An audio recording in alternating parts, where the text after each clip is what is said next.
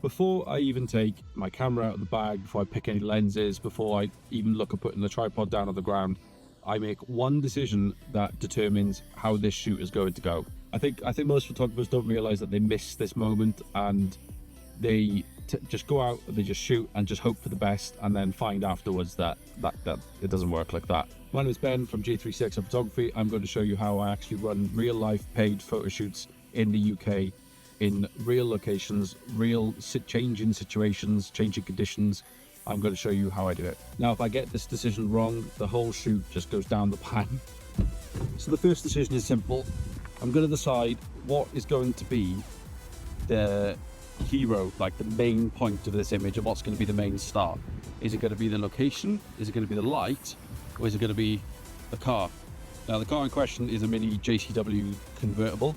It's not very much convertible conditions right now, but I make this decision on the off and straight away, because once I've made this decision, I've got a direction for the shoot and where I'm going with it. If you don't make this decision, you usually end up just floating around and not really knowing what you want to do with the shoot. You're just kind of floating around and not really, you haven't got an aim, you haven't got a goal in mind. So when I arrive at a shoot, the first thing I look at is not normally the car, it's actually the lighting and the location. I'm looking for things like, how is the light hitting the car?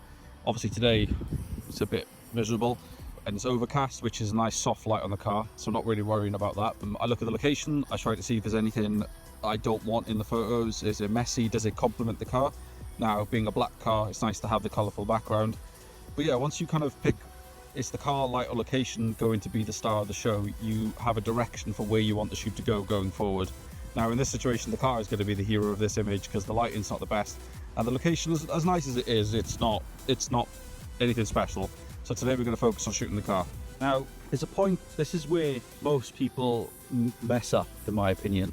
They find a nice spot, they find a nice bit they like shooting at, and they stay there, they do a handful of shots, and then they move on.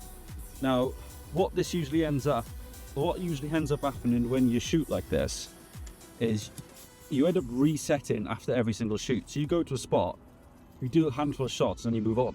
Now me, I'm gonna get every single bit out of this shoot that I possibly can. I'm going to milk this location for everything it's worth. In my opinion, there's usually about 3 styles that you get people photograph stuff in. And especially with cars, it's usually light led, location led, or story led. And I'm going to show you what each of these looks like. Now, if we're doing a light led shoot, which this one, I would be looking at maximizing that location as much as possible. So I would be moving the car around, I'd be moving around, I would be doing everything I can to squeeze out everything that light can give you. Now, I'm going to put on screen what some light led shoots look like to give you an idea. Now in those you'll see that the light is the main character of the shoot. The car is lovely, but the light is kind of what you're drawn to. So the way those colours are, the way the light hits the panels, that's what's going to be the main star of the show there. Now if the lighting is boring and dull, grey, I'll go to a more location-led. So what I'd be doing there is I'd be looking for something, it doesn't have to be pretty, it doesn't have to be fantastic, it just is to serve the car.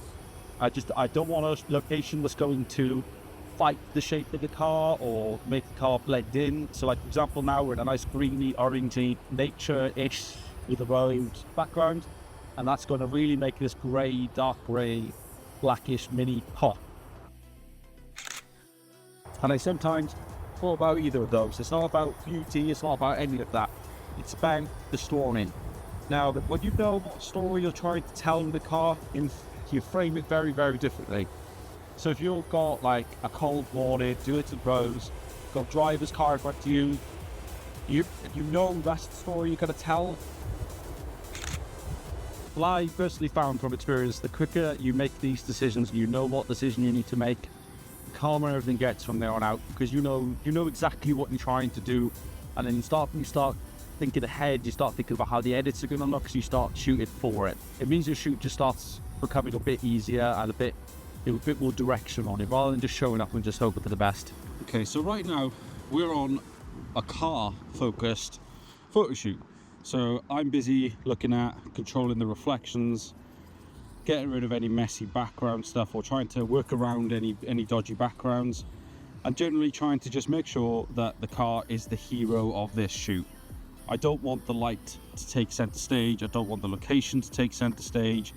I want the car to be the main point of this shoot and the main point of this entire image. Now, I don't normally like shooting up high, but this actually looks quite good. So here's the rules. You want to make the decision quickly and fast, and you need to decide whether you want the car, the location, or the light to be the hero of your images. And then just commit to it. And that way you stop wandering, you know exactly what you're shooting and why you're shooting it, and you know you just get more inspiration from that, because you're not wondering about, oh, where should I go next, what should I do next? Make that decision, pick what you're going to go for, and just commit to it. Okay. Now, I want to keep making these series. This is just going to be more of a series about how to shoot cars in real life, in real locations, in real situations with real cars, not in the studio, not in perfect conditions. We're in the UK. Perfect conditions do not exist. Now, if you want to see some more of this, check out my channel. And obviously a big thank you to Virtue Mini for lending this car for the shoot today. And yeah, if you want to see any other kind of videos about real life photography, drop me a comment below, drop a subscribe, and more importantly, definitely switch that bell on for more uploads. And if you can share the videos about, that'd be great. But yeah, see you on the next one.